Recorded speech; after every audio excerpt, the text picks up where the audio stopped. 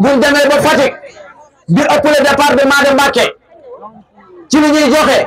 Serigne Cheikh Thioro Mbacké dem ensemble dañu ko kaasal département de Mbacké nag département de Mbacké ñu ngi doog a sentir ni am nañu député waa Sadio ñu ngi doog a sentir ni am nañu député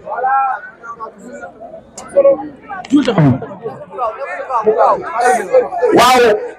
kon mi ngi noonu ñu àndoon ak honorable Serigne Cheikh Thioro Mbacké bañkat bi moom Ousmane Sonko bañkat bi jàmbaari Sénégal loolu wax naan Ousmane Sonko bañkat bi jàmbaari Sénégal. waaw loolu rafet na. ñu ngi lay jaajëfal sa teewaay ak jëpp ji nga xam ne ànd nga ak ñoom yi ànd ak Gass Mbow Mujib Moussa Sène Magui Pastef Amdi Lo massification Khadim Seck trésorier Thiam coordinateur JPS ak vice président yëpp ànd ak ñoom Serigne Diop Pastef ànd ak moom Abdou Diop Touba ngay ànd ak moom ñëw fekk fi kat le maire de la commune de Sadio le premier magistrat le maire Diomaye Diaw le maire Diomaye Diaw ànd ak kan adjoint Cheikh Nia di coordinateur communal Pastef ñëw fekk ak une forte délégation kon la jeune cadre de Sadio ñii ñooy délégation yi nga xam ne l'honorable député Cheikh Thioro Mbacké ànd ak ñoom ànd ak ay andi jàmmam ànd ak ay xaritam ànd ak ay wóolureem ñëw fekk le maire Diomaye Diaw merci la jeune cadre de Sadio. bu baax a baax te di la jaajëfal vraiment di la sant parce que nag kàddu yi yaakaar naa ne sama discours tey ci yow la ñu koy bëgg a concentré mooy juste sant la gërëm la parce que si gir nga ñu nag quand même wan nga li taxoon ñu doon sonn li taxoon ñu doon wax nit ñi jàppale leen diw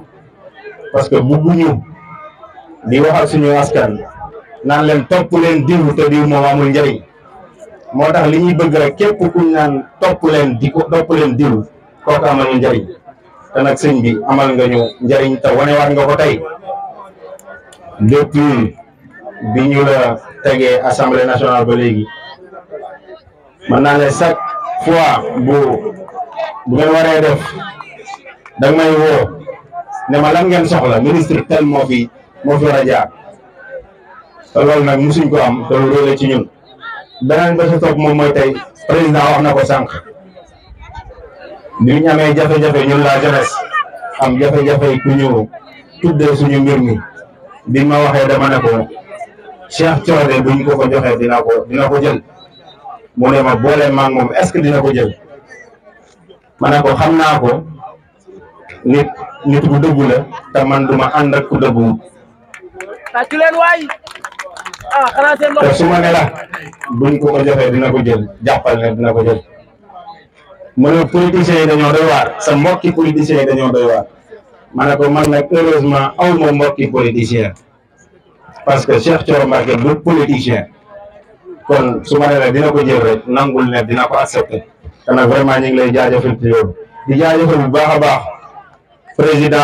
président Koba Ndour di ko encouragé damay def benn témoignage bu ndaw rek ci moom yéen ñi nga xamante ni peut-être dëkku leen fi xamu leen ko wax na ba tudd ne bokkuñu fu ñu far waaye lépp lu mu wax daf ko gëm bokkuñu fu ñu far gaa mais man avant may doon maire ci ñi ma yaakaaroon ne ñoo war a yor dëkk bi ci la bokkoon wala boog ki ma yaakaaroon ne moom mënoon naa yor dëkk bi moom la woon avant may doon candidat ku ma contacté ne ko booy posé candidat moom la woon loolu lu yàgg la mbir mi di dox ba ñu taxaw fii kon pour wax rek ne leen li ñu ko yéene ëpp na doon président wu zone parce que xam nañ njëriñ bi mu am ci dëkk bi président ñun xam nañ njëriñ bi nga ñu amal xam nañ njëriñ bi nga amal jeunesse bi kon yaa na yaa taxaw leen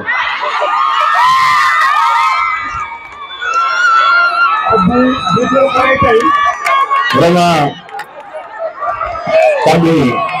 yaakaar naa foofu lañ koy dogee di jaajëfal presse bi. waaw monsieur le maire. presse bi moom di leen sant bu baax Malick Cissé. waaw ñoo leen sant bu baax. ak ñëpp ñi nga xamante ne ñoo nekk ci plateau bi. honorable encore une fois jërëjëf. waaw jërëjëf. yow yaa taw ko bu Sadio.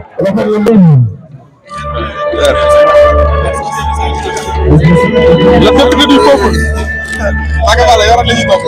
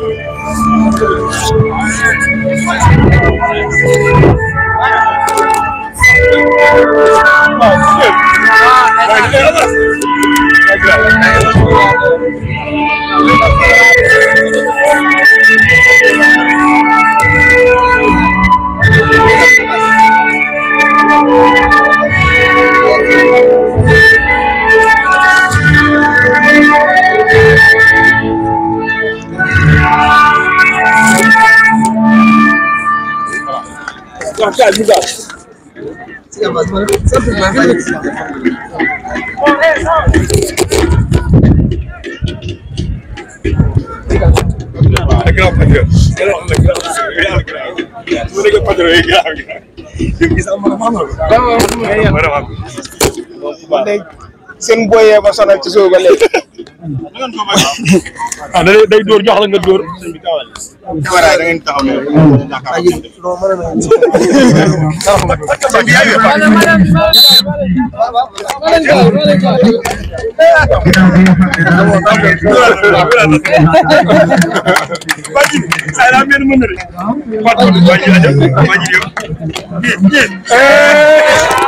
Ablaye jëlal mu docteur Fall ay bal bi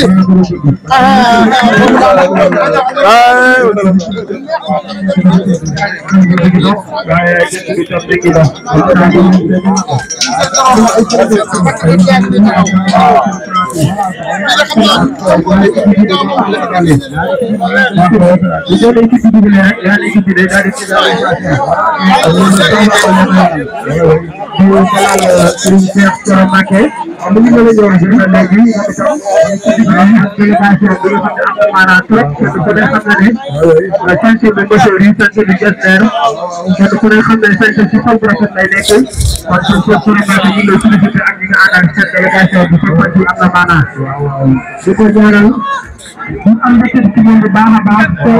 maa koy bëgg tout temps waaye nag maa ngi gis ñu tuddee taabal fii ci assemblée mooy ci Cheikh Thioro Mbacké di ko si ñaanal tey nag yàlla dogal mu agsi ba ci Sadio ñu tuddee ko li nga xam mooy final bi mu agsi ànd ko moom ànd ak moom bu baax a baax ci nangul gi ñu nangul ñu tuddee ko ba mu agsi déplacé wu ñëw fii ci Mbaye Sadio waaw Mara mu ngi ànd ak ay mbokkam mu ngi ànd ak ay mbokkam waaw maa ngi gis bopp tey képp koo gis rek maa ngi gis bopp tey ay mais comme jox ma ñu ndigal nag moom dañuy ji ma jëfe rek di nuyu bu baax a baax nag jeunesse bu Sadio ndax fête de la jeunesse la kon nag jeunes yi nga xamante ni ñoo fi nekk yëpp ñoo ngi leen di nuyu supporteru ñaari ASC yi di leen wax ne sport la que le meilleur gagne te doo perdant Sadio mooy gagné quoi que ak xale tey gagné te l'autre équipe gagné également Sadio mooy gagné di fàttali bu baax a baax nag contexte bi ñu fi ñëwee mi contexte bi nga xamante ne ni pré-électoral la xam ngeen ne ñoo ngi jëm ci ay élections je pense que Cheikh Thioro depuis mu nekk député monsieur le maire wax na ko jógul di porter doléance Sadio au niveau de l'Assemblée nationale concernant école bi nga xamante war nañ ko utiliser en lycée parce que man je suis enseignant xam naa de quoi je parle parce que ku gis CM bi xam ne war na mën a nekk lycée kon war nañ ko mën a utiliser mu nekk cycle long commencé 6e ba terminal parce que ku fi gis jeunesse bi fi nekk xam ne ku bëgg njàng mu am qualité utiliser ko lycée yàqul dara ci lycée ba nekk Taïf kon nag Sadio war na am lycée ñoo ngi koy waxaat encore une fois li nga xamante ni nag moom képp ku fi ñëw di nga ko jàkkonteel muy jafe-jafe accès à Sadio mi aw yoon sëñ Cheikh Thioro wax na ko ba mu defee 2 mois assemblée nationale la ko commencé wax mais depuis daaw di plaider pour que Sadio am tali loolu lu war la ku ñëw Sadio xam ne fii fu yelloo am tali la benn gox bu am tali gënu ko yelloo Sadio gox yi nga xamante ni ñoo gën a ndaw ci Sénégal wala ba Fuuta dëkk lu mu ndaw dañ koy tali kon diggante Sadio ak Taïf war na nekk tali kon nag ñoo ngi koy waxaat encore une fois di wax waa Sadio nag bu leen kenn nax xam nga ne élection yi moo ngi ñëw kon ki nga xamante ni moo yor seen saafara seen problème muy di Ousmane Sonko ñu fexe de telle sorte que bu nekk candidat et bu nekkee candidat incha allahu rabbi seen problème mu tali dana saafaru mais également seen problème mu jàng dana saafaru insertion des jeunes également dana saafaru donc loolu na moon am comme kaddu di leen ko wax incha allah daal ne ñu jàpp ci bu baax a baax que une fois que ñu ne candidat Ousmane Sonko validé nañ ko rek ñu jublu ci campagne bi Sadio moom mokk na parce que jaar nañ fi 2 fois en 2022 muy campagne locale ak campagne législative gis nañ ñu fi gagné kon nag loolu lañ bëgg Sadio continuer parce que mooy 3e commune bi nga xamante ni moo population au niveau du département donc loolu leen amoon comme kaddu di leen jaajëfal encore une fois di wax ne sëñ Cheikh Thioro kontaan na ndaxte lii lu ko gën a rëy gisuma ko ndax am final bàyyi ñëpp tudde ko loolu rëy na ci moom franchement kon nag ñu ngi leen di jaajëfal les 2 équipes di jaajëfal également waa ASC ak waa zone bi. Merci.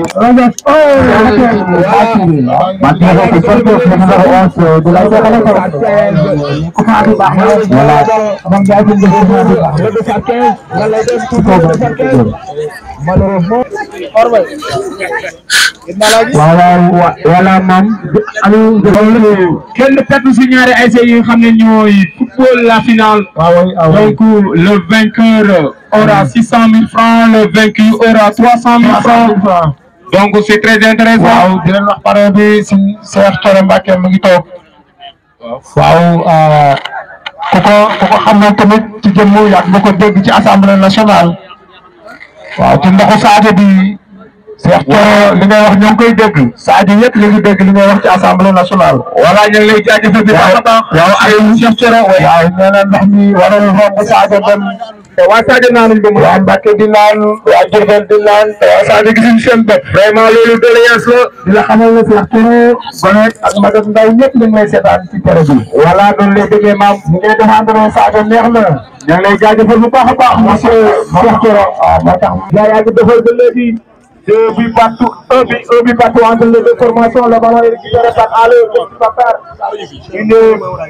waaw Allo a perdu la balle récupéré par qui par le star 6 dans l'ASC Xalay Tay voilà da ngay doxal yëngu am une passe am na rap jam ay doon yàlla ngi tay du côté de l'ASC Xalay Tay toujours